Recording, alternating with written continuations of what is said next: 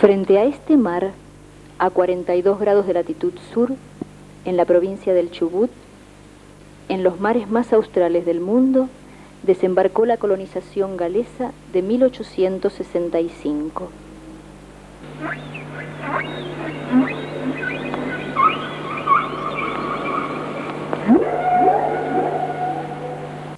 Y con la instalación del ferrocarril en 1886, a raíz también de una iniciativa galesa, nace aquí la ciudad de Puerto Madryn.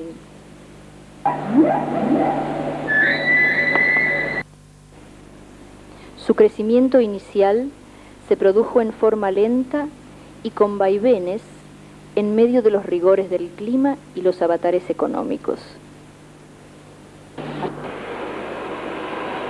Hasta la década de 1960 contaba con unos 5.000 habitantes que se han convertido vertiginosamente en 50.000 en menos de 20 años.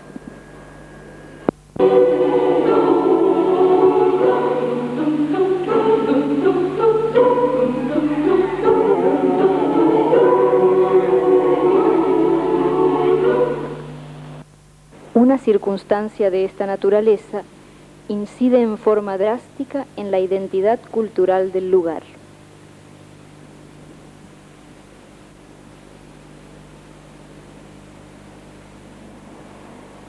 Y dicen algunos que es como si a la historia se la llevara el viento. Es por esa preocupación que esta ciudad ha dado nacimiento a un grupo de nuevos pioneros culturales que integran la Comisión de Estudios Históricos y Sociales desde 1987, continuando una tarea iniciada en el año 1982. Carlos Sanabra nos habla sobre los propósitos del grupo. La Comisión de Estudios Históricos y Sociales ya ha cumplido un año de antigüedad.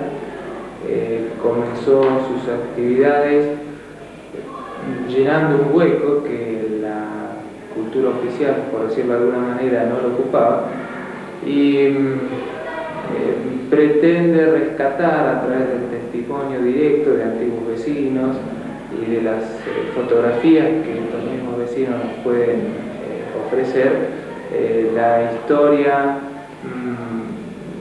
más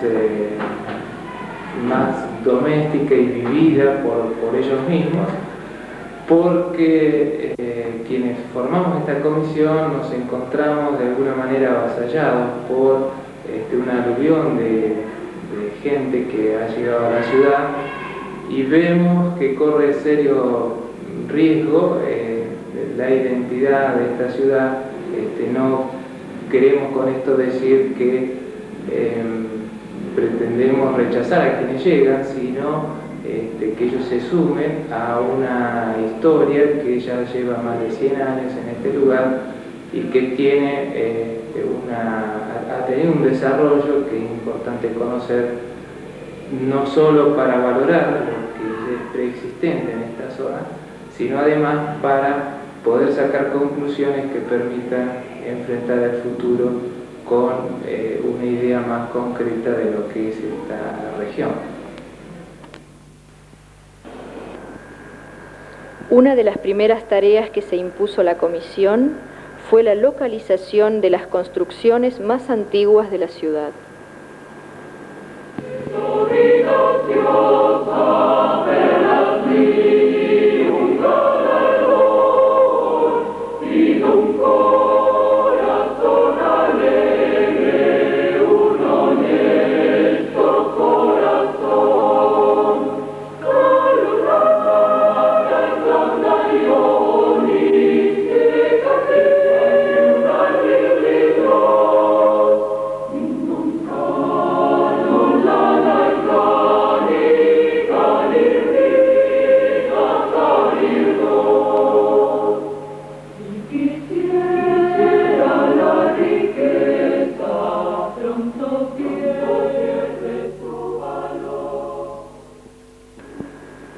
La primera escuela con internado, sus cimientos encastrados con miles de botellas bajadas de los barcos.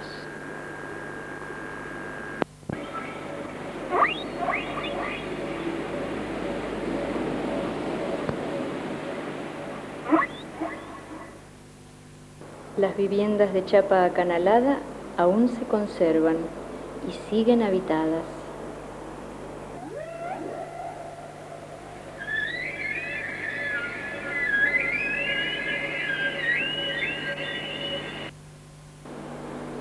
El gran chalet Pujol, sobre la loma, hoy es el Museo de Ciencias Naturales, donde puede apreciarse la exuberancia de la fauna de la región.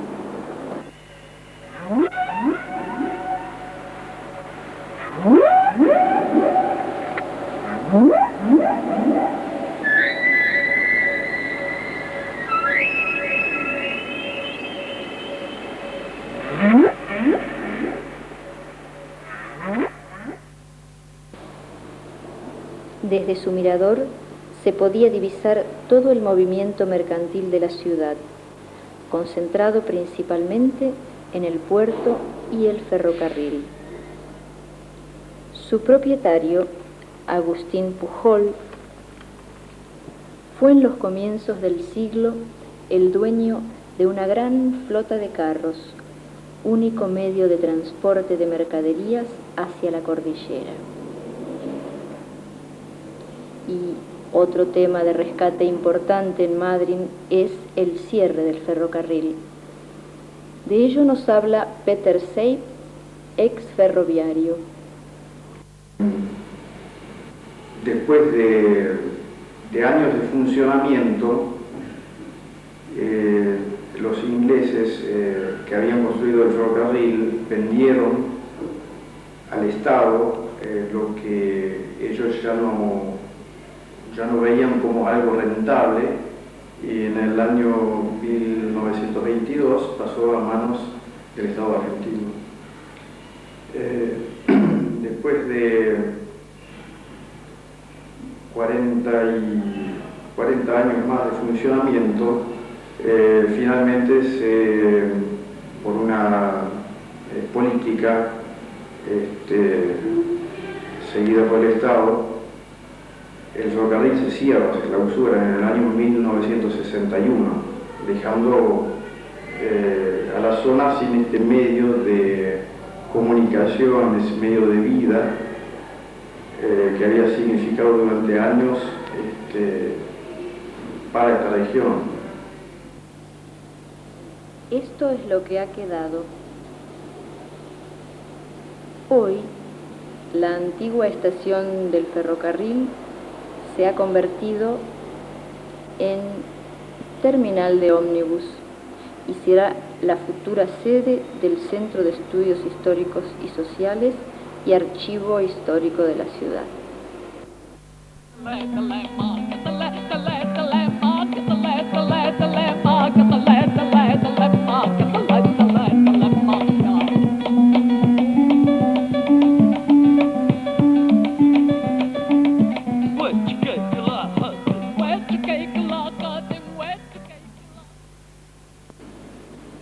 En su afán investigador, la comisión requirió en 1988 la colaboración de la Dirección Nacional del Libro de la Secretaría de Cultura de la Nación para realizar un taller de historia oral que permitiera reordenar los materiales existentes con vistas a una publicación. El sentido del taller es crear un espacio de reflexión sobre la realidad presente, donde se vayan reconstruyendo las etapas del pasado local en base a las propias vivencias y a las historias familiares. El taller estuvo coordinado por la historiadora Marilou Bou y los encuentros tuvieron lugar en la Casa de la Cultura. El objetivo fundamental es rescatar el testimonio vivo que resulta inhallable por otras vías historiográficas. Queremos recaptar esa historia, pienso yo, pero queremos traer historias que aún en ese momento están pasando historias, que luego van a ser historias. Entonces yo me presento con ese signo indígena de cuando el indio fue y sigue siendo despreciado, en la cual yo quiero rescatar también esa historia, ¿no es cierto?, de que mi pueblo indio siga y nazca de nuevo. No es que me lo hayan matado, porque el indio siempre fue vaciado, porque el indio siempre fue repudiado, pero se olvidaron de algo dentro del Chubut, o la parte de Neuquén y Río Negro, donde se hizo la matanza de indios, en la cual dijeron que éramos salvajes, pero con esa sangre nos regaron la tierra, para que después nosotros naciese una raíz y empecemos a luchar, en la cual lo estamos haciendo, y lo fuimos distribuyendo, un indio por allá, otro por allá, y estamos en toda la provincia, produciendo, trabajando, viendo soledad, viendo miseria, viendo explotación, viendo pobreza, viendo que nos sacaron un ferrocarril de aquel entonces, viendo que ahora están haciendo un aeropuerto como un caso, como lo quiere hacer, como una cosa bonita, la cual es indignación para una población. Eso es historia, señora. Por eso me acerqué aquí, para poner mi granito de arena, porque yo soy indignado. Mi raza india le hicieron lo que quisieron hacer, y a mí también me hicieron lo que quisieron hacer, pero aún así yo no me callo. Cada reunión cultural que yo encuentro y veo, yo me acerco y hago, porque yo a usted me uno y le doy la mano, porque a usted le gusta la cultura, porque usted quiere salir hacia adelante para una sociedad nueva, de la cual yo también quiero esa misma sociedad. Por eso me acerco y digo lo que estoy diciendo. El mar fue un mar olvidado, fue un mar que cuando yo llegué eran 4 o 5 cuadras de asfalto, pero sí habían mucho, más de 4 o 5 cuadras de pobreza y miseria y explotación, y aún existe y seguirán existiendo hasta que no haya otra nueva sociedad. Por eso me acerco para decir lo que estoy diciendo. Esa es mi palabra india. Hasta aquí llego. Bueno, yo me siento realmente muy honrada con su presencia, se lo digo sinceramente. Digamos, la primera experiencia, usted esté presente con su voz y su palabra, es realmente importante.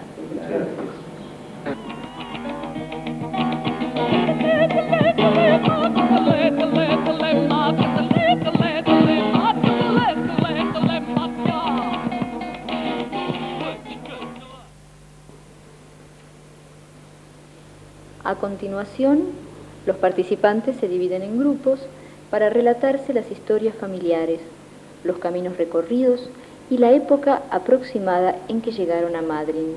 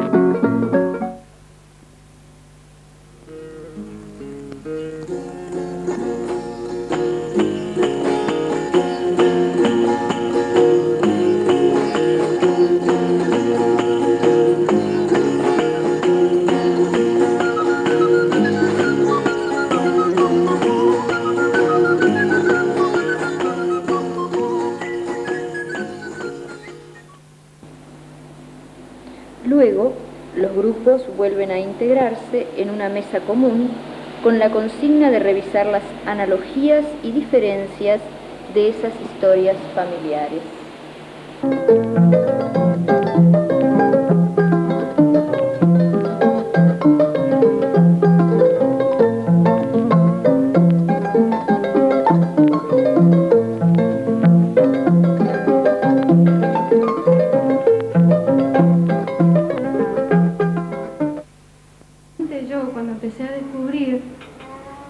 Quién soy, cuando me encontré con que había una Zoila Corcuera en mi familia y me di cuenta que no era tan extranjera, que mi sangre no era tan de afuera.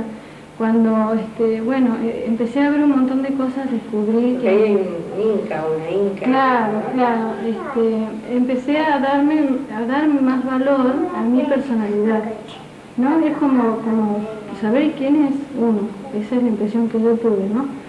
Y nosotros aprovechamos mucho de nuestros abuelos, de nuestras abuelas. Mi abuela falleció el año pasado y cuando ella estaba ya muy enfermita, nosotros corrimos, agarramos un papelito y ella empezó a decir, ahí apareció Zoila Corcuera, después lo confirmamos con los registros y todo eso, ¿no? Y es un trabajo apasionante.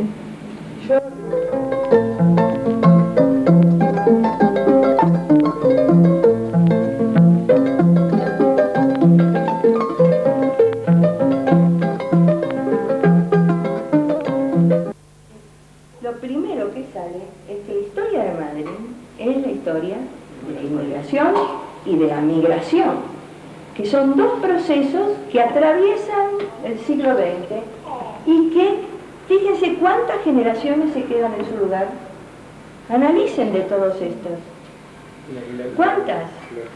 El padre viene de Chile, se queda en Río Negro, el de Río Negro se pasa a Chubut, el de Córdoba, por ahí se quedaron dos generaciones en un lugar y uno ya lo rescata, dice, ¿no? ¿Qué pasó que se quedaron en el mismo lugar? ¿Cómo se mueven abuelos, padres e hijos? ¿Dónde nacen las raíces? Sí, ¿dónde nacen las raíces? Ante esta pregunta se señala también que en la zona hay registros de población humana de 12.000 años, una convivencia del hombre con la naturaleza que no debe dejarse de lado para abarcar una perspectiva más amplia del problema. Triple composición poblacional: indígena, inmigratoria y migratoria.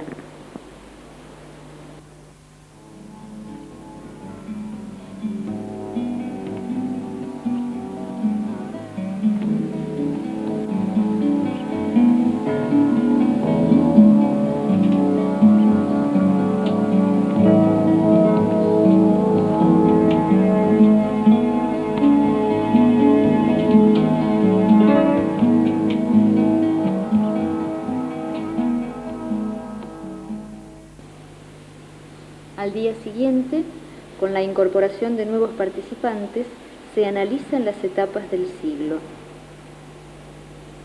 Se ordenan los períodos en forma retrospectiva en base a los recuerdos personales y a los conocimientos surgidos del acopio fotográfico realizado por el grupo.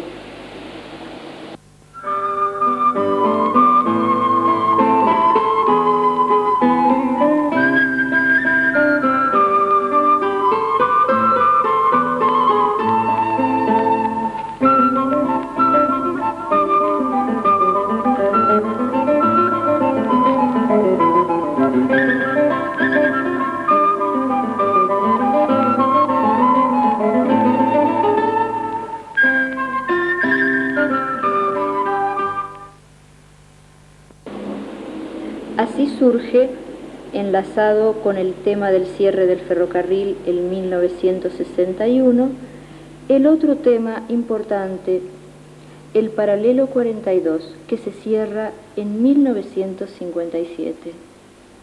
Los aventureros. Pero paralelo le dio otra actividad muy importante y quizás era la causa de todo esto. La causa del paralelo. Casi seguro que era la articulación. Porque acá venía cualquier cantidad de mercadería que iba de contrabando a Buenos Aires.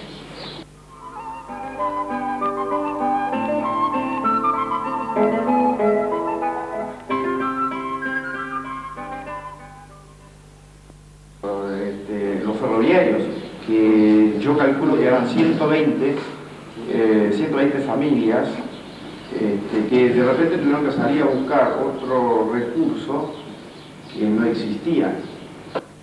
Esto inicia la crisis, que dura poco más de una década y que provoca diversas discusiones.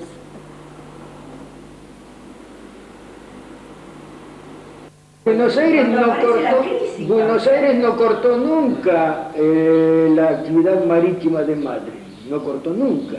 No deja apertura del puerto de agua profunda. Estoy hablando en tiempos. Y en tiempo... Si vos pones un flete de Buenos Aires a Madrid.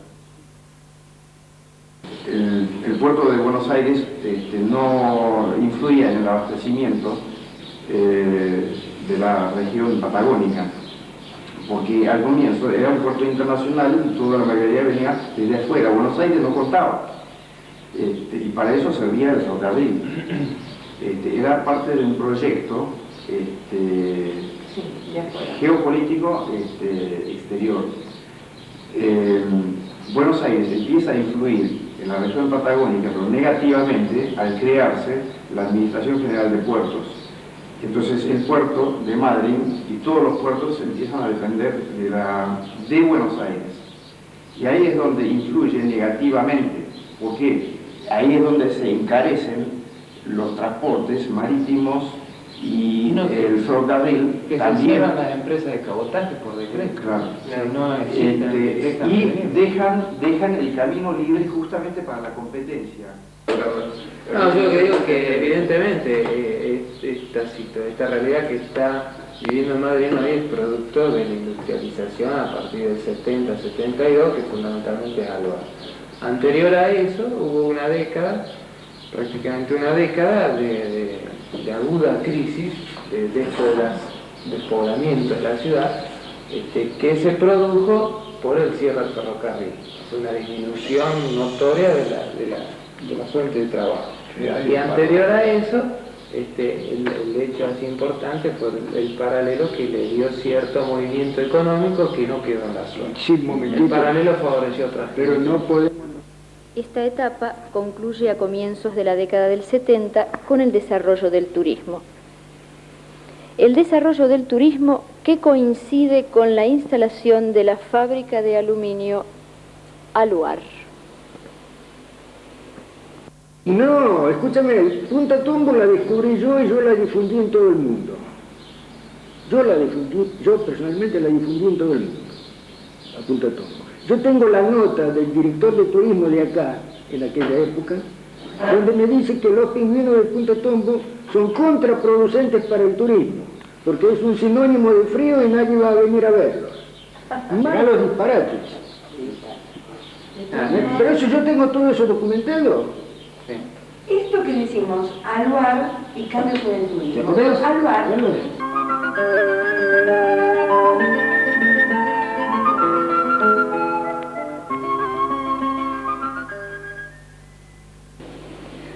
Con la instalación de Aluar se produce la última migración masiva que proviene en general de Buenos Aires.